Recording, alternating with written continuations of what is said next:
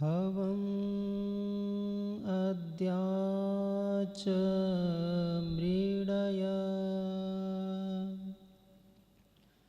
त्वाम् अवस्युराचके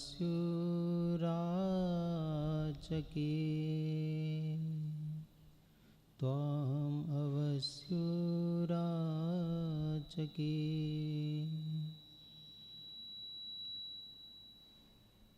उपस्थित आचार्य महोदय, धर्म प्रेमी सज्जनों, वंदनीय मातृशक्ति, प्रिय ब्रह्मचारीगण, आज के मंत्र में भी यही बताया गया कि जो ईश्वर के बनाए पदार्थ हैं वो हमारे लिए सुखकारक हों, कल्याणकारक हों।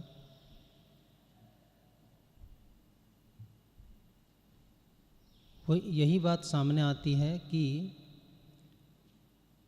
जब हम किसी पदार्थ को प्रयोग करते हैं, जैसे कि आज के मंत्र में क्या बताया, औषधियाँ, जल, प्राण आदि हमारे लिए सुखकारक हों।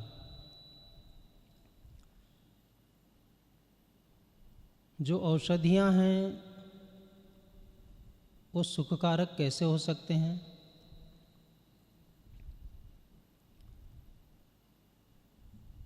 सबसे पहले तो हम उस पदार्थ को अच्छी प्रकार से जानते हैं, उसके स्वरूप को, उसके गुण धर्म, उसकी विशेषताओं को समझते हैं और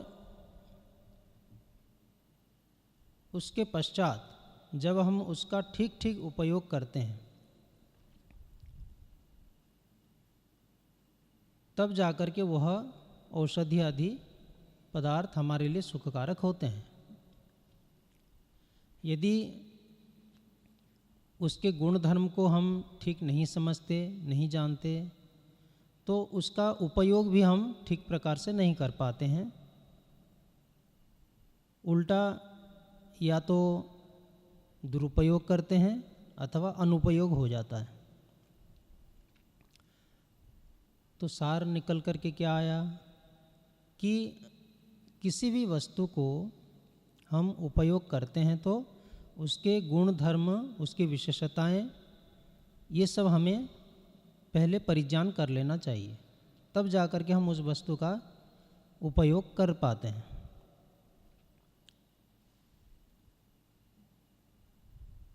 विद्यार्थीगण ध्यान देंगे, मैंने क्या बतलाया था कि सबसे मुख्य वस्तु क्या है हमारे जीवन में? सबसे मुख्य कौन है? ईश्वर हैं।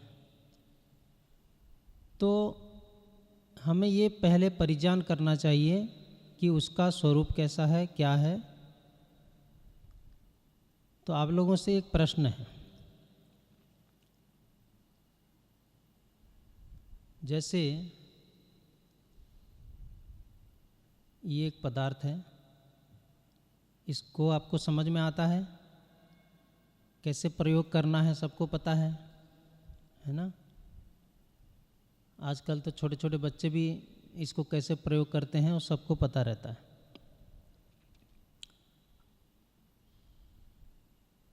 तो जैसे ये एक वस्तु है, इसका प्रयोग करना हमको आता है, तो सबसे पहले ये प्रश्न है कि क्या ईश्वर इस प्रकार एक वस्तु है या नहीं?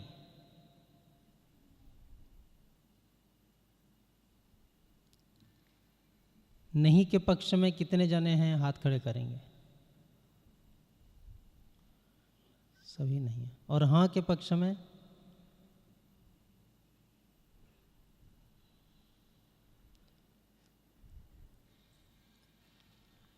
तो जो हाँ के पक्ष में हैं उनको ये पूछा जा सकता है किस लिए आप मानते हैं कि वो वस्तु है, बता पाएंगे? बताइए ऊंची आवाज़ में।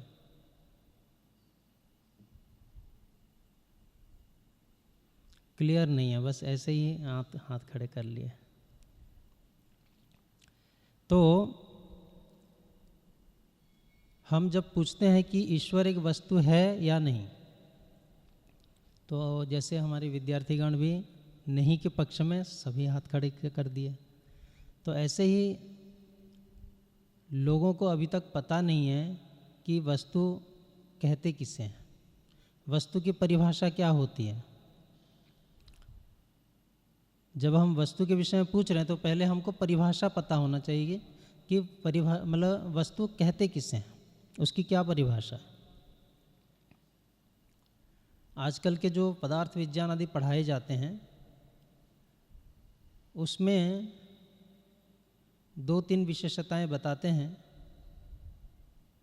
कि वस्तु किसे कहते हैं। जो वैज्ञानिक हैं आजकल के तथाकथित विशेषज्ञ, उनकी परिभाषा में क्या है,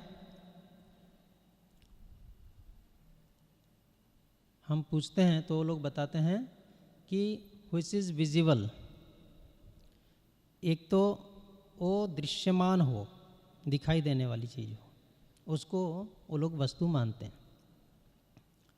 और व्हिच ऑक्यूपाई सम स्पेस, जो कुछ जगह घेरने वाली हो तो उसको भी वस्तु मानते हैं।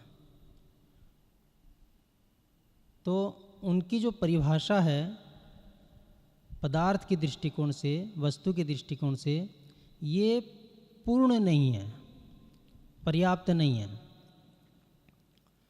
तो हमारे जो प्राचीन वैज्ञानिक हैं, पदार्थ विज्ञान के वैज्ञानिक कौन हुए हैं, कौन बताएंगे? महर्षि कणाद जी। महर्षि कणाद जी ने वस्तु की एक परिभाषा दी और उन्होंने जो परिभाषा दी वो सब जगह लागू हो जाता है और वो सटीक बैठता भी है। तो महर्षि कणाद जी ने क्या बताया? क्रिया गुणवत् समवायी कारणम द्रव्य लक्षणम, जो क्रियाशील हो, जिसमें क्रिया विद्यमान हो, क्रिया होती हो, और गुणवान, जो गुण वाला हो, और एक है समवायी कारण, अर्थात जुड़ा हुआ एक संबद्ध कारण होता है। जैसे कि हम घड़े का प्रयोग करते हैं तो घड़े में क्या होता है? मिट्टी। मिट्टी और घड़ा कभी अलग हो सकते हैं? नहीं हो सकते। तो ये होता है संबद्ध कारण। तो जो गुणवान होता हो, जिसमें क्रिया हो, उसको क्या कहेंगे? वस्तु, पदार्थ, चीज, ये इन नामों से उसको कह सकते हैं। तो उस परिभाषा में यदि हम ईश्वर को घटित करके देखते हैं कि ईश्वर में क्रिया होती है या नहीं होती है,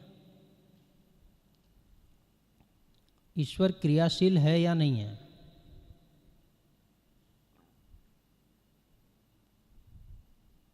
क्या समझ में आता है? हाँ जी। ईश्वर की क्रिया यदि न हो तो ये सारी संसार का निर्माण हो पाएगा? और ईश्वर के अंदर सब क्रियाएं भी हो रही हैं, तो क्रिया तो सिद्ध है। और ईश्वर के अंदर गुण भी विद्यमान है या नहीं है? गुण भी विद्यमान है। लेकिन हमें इससे पहले एक चीज़ ये जानना है कि जो पदार्थ होते हैं अथवा जो वस्तु हैं वो 2 प्रकार के होते हैं। कौन कौन से? एक जड़ पदार्थ होते हैं और एक चेतन पदार्थ होते हैं। तो जो जड़ पदार्थ होते हैं उनके गुण धर्म को भी तो हमको समझना पड़ता है, और वो अच्छी प्रकार से हमको समझ में आ भी जाते हैं, हम उनका प्रयोग भी उसी प्रकार कर लेते हैं। लेकिन जो चेतन वस्तु है वो थोड़े उसके गुण धर्म हमको कम समझ में आते हैं। तो जो ईश्वर है, ईश्वर के अंदर उस प्रकार के गुण तो नहीं पाए जाएंगे जैसे जड़ पदार्थों में पाए जाते हैं। आप लोगों को थोड़ा समझाने के दृष्टिकोण से बताता हूँ। जैसे ये एक पदार्थ है, ठीक है, क्या है ये एक पदार्थ है, मोबाइल है। इसके अंदर एक गुण है या कई सारे गुण हैं? कई सारे गुण हैं। कौन से गुण हैं, कोई एक आध बता पाएंगे? विश्वज्ञ जी।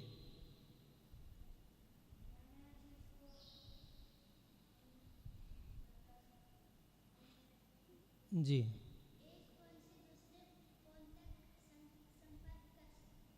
हाँ, ये जो है ना, इसके जो पदार्थ के गुण नहीं है, ये उसके क्रिया जो हम करते हैं उसकी विशेषता है कि उसमें क्या क्या क्रिया की जा सकती है ना। एक तो पदार्थ के अंदर जो गुण हैं वो है, जैसे कि ये आपको दिखाई दे रही है, दिखाई दे रही है, तो ये जो दिखाई देना है, ये एक इसके अंदर कौन सा गुण है जो दिखाई दे रहा है? हाँ जी, हैं? आकार प्रकार भी एक है, और एक है, इसको कहते हैं रूप गुण। क्या कहते हैं? रूप गुण। रूप गुण के कारण आपको ये वस्तु दिखाई दे रही है। और ये छूने में भी आता है या नहीं आता है? हम इसको पकड़ पाते हैं, छू पाते हैं, तो इसमें कौन सा गुण है? स्पर्श गुण भी है। और यदि स्पर्श गुण नहीं होता तो छू नहीं पाते, पकड़ ही नहीं पाते, है ना। इसमें एक संख्या गुण भी है। कितने मोबाइल हैं? एक, और यदि दो होंगे तो दो बोलेंगे, है ना। तो इसमें हम गिनती कर पा रहे हैं, ये भी एक गुण है, संख्या। इसमें कुछ भार भी है या नहीं है? भार भी है। तो ये कई सारे गुणों का जो समूह होता है, ये एक वस्तु होती है। ठीक है, समझ में आया? तो ऐसे ही ईश्वर भी एक वस्तु है। आज से कोई आप लोगों को पूछेंगे तो क्या बताएंगे? ईश्वर एक वस्तु है या नहीं? किस लिए है? क्योंकि उसके अंदर क्रिया भी है और उसके अंदर गुण भी हैं। और जो संबद्ध कारण बताया था मैंने, वो कार्य कारण रूप में तो नहीं हो सकता है, उपादान कारण, क्योंकि ईश्वर नहीं है। जैसे मिट्टी से घड़ा बनाते हैं तो ईश्वर से कोई वस्तु तो नहीं बनती है, इसीलिए हम उसको संबद्ध कारण के रूप में, उस रूप में नहीं ले सकते। लेकिन ईश्वर सभी पदार्थों में संबद्ध है या नहीं है, जुड़ा हुआ है या नहीं? तो ईश्वर जो है कहाँ पर रहते हैं? ये तो आप लोग यहाँ पर आ गए हैं और सत्संग आदि सुनते सुनते पता चल गया है कि ईश्वर कहाँ रहता है, मतलब सब जगह। नहीं तो अधिकतर लोग बाहर पूछेंगे ईश्वर कहाँ रहता है, बोलने से क्या बोलते हैं? ऊपर, है ना। ऐसे कई विषयों में लोगों को भ्रांतियाँ होती हैं। एक अच्छे पढ़े लिखे बुद्धिजीवी व्यक्ति थे, गुजरात में मैंने मिला था, वो मुंबई के व्यक्ति हैं। उनसे पूछा मैंने कि आकाश कहाँ पर है?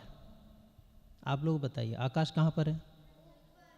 ऊपर।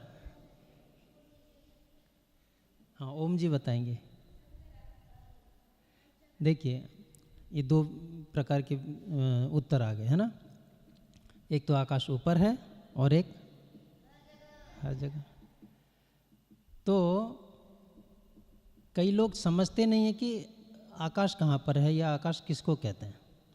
उनको जब मैंने बताया कि ये जो ऊपर दिख रहा है, वो सोच रहे हैं कि जो नीला नीला दिखता है वो आकाश है। और वो छोटे समय से सबको बताया गया है, नील गगन के नीचे, है ना। तो ये जो नीला नीला दिखता है इसको आकाश लोग समझते हैं। परंतु वो नीला नीला क्या दिखता है, ये कुछ जल के कण होते हैं, धूल कण होते हैं, है ना। कई सारे ये मिक्स होकर के हमको दूर से ये नीला सा दिखाई देता है। तो वास्तव में ये आकाश किसको कहते हैं, ये जो खाली स्थान है, खाली स्थान है, इसको क्या कहते हैं, आकाश। जो अवकाश स्थान है उसको आकाश कहते हैं। अब क्लियर हो गया। तो ईश्वर के अंदर उस प्रकार के गुण आपको नहीं मिलेंगे जो स्थूल वस्तुओं में होते हैं। जैसे मैंने अभी कहा, रूप गुण है, इसमें स्पर्श गुण है, हाँ, ऐसे बहुत सारी वस्तुओं में रस गुण भी होता है। मोबाइल को चखेंगे तो शायद पता नहीं चलेगा, कभी चखा है? पुस्तकों को तो आप लोग चख लेते होंगे, है ना। और पुस्तकों को सूंघ करके भी देख सकते हैं, कुछ गंध भी आता है ना। तो भौतिक वस्तुओं में उसमें कई सारे गुण विद्यमान होते हैं और कई गुणों का समूह जो होता है उसको पदार्थ कहेंगे अथवा उस पदार्थ का कोई नाम देंगे। मोबाइल है, पुस्तक है, कोई भी। परंतु ईश्वर में ऐसे भौतिक पदार्थों में जो गुण हैं वैसे नहीं होते हैं। तो ईश्वर में कौन से गुण हैं? ईश्वर में एक ज्ञान गुण है। क्या गुण है? ज्ञान गुण। अच्छा, मैं जब अभी आप लोगों को बोल रहा हूँ तो आप लोगों को समझ में आ रहा है ना? तो ज्ञान हो रहा है या नहीं हो रहा है? हो रहा है। तो ये जो ज्ञान है, ये इसका कोई आकार प्रकार ऐसा कुछ है, रंग रूप है? आप इसको कुछ इस प्रकार आकार बना करके मुझे दे सकते हैं? नहीं दे सकते। तो जो ज्ञान हो रहा है उस ज्ञान को ही ईश्वर कहा जाता है। बात समझ में आई? ये जो ज्ञान है, ज्ञान ही ईश्वर है। ऐसे ही आप लोगों के शरीर में ताकत है या नहीं है? ताकत है। सबसे अधिक बलवान कौन है आप में? जो पशु होते हैं उनमें एक विशेषता होती है कि एक दूसरे के जब सामने आते हैं, यदि वो विरोधी होते हैं तो वो भाप लेते हैं कि मेरे से वो बलवान है या मैं उससे कमज़ोर हूँ, है ना। और वो यदि बलवान है तो कमज़ोर को डराता है, और यदि कमज़ोर है तो बलवान के साथ टक्कर नहीं लेता है। तो आपके अंदर जो स्ट्रेंथ है, पावर है, इधर ध्यान दीजिए, जो आपके अंदर बल है उस बल को आप आकार प्रकार बना सकते हैं? नहीं बना सकते। ना वो दिखने में आता है, रंग रूप है, नहीं है। तो ये जो बल है आपके अंदर, ये बल स्वरूप ही जो है ईश्वर है।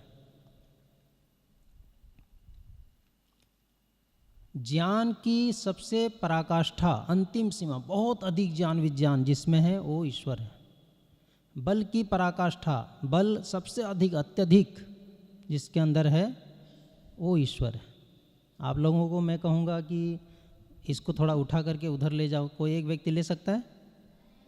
2 व्यक्ति लगेंगे शायद, है ना। तो एक व्यक्ति का सामर्थ्य देखिए, इतना भी नहीं है कि इस चीज़ को उठा सकें हम। परंतु आप विचार कर सकते हैं कि इतनी बड़ी पृथ्वी और ये सौरमंडल, सूर्य कितना बड़ा है पृथ्वी से? कितना बड़ा है? बताते हैं 13 लाख पृथ्वी मिलेंगे तो एक सूर्य है इतना बड़ा है, 13 लाख गुना बड़ा। तो इतने बड़े सूर्य को ईश्वर सदा चलायमान रखा है, चला रहा है ना। पृथ्वी को भी चला रहा है। तो ये केवल एक ही सूर्य नहीं है, ऐसे हमारी गैलेक्सी में कितने सूर्य हैं पता है? 100 अरब सूर्य वैज्ञानिक लोग बताते हैं एक गैलेक्सी में, और एक से बहुत सारी गैलेक्सियां हैं जिसको ईश्वर ने बनाया भी है और गति भी दे रखा है, चला रहा है। तो उसका बल का उससे पता चलता है कि कितना बल है। ऐसे ही ज्ञान विज्ञान का है, बहुत सारे सब चीज़ों को ईश्वर जानता है। तो ये जो गुण है ये ईश्वर के अंदर है, जिस वस्तु के अंदर है उसको हम ईश्वर कहते हैं। बात समझ में आई? तो ईश्वर के गुण धर्म को इस रूप में समझना चाहिए, और फिर उसको हम अपने जीवन में क्या लाभ ले सकते हैं, क्या उसकी उपयोगिता है, उसको भी समझना चाहिए।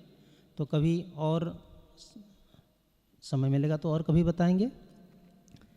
इतना ही रखते हैं, वाणी को विराम करते हैं। ओम शांति।